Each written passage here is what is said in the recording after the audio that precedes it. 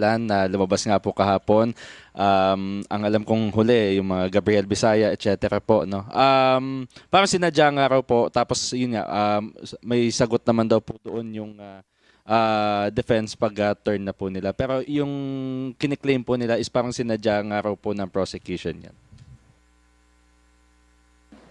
Sa tingin ko hindi because lahat naman po nakita naman po natin yung 15 karton no ng ebidensyang yon. And even if you get samples of these documents inside those boxes, makikita nyo na yung mga pangalan na lumalabas doon ay mukhang mukhang katawa-tawa, no?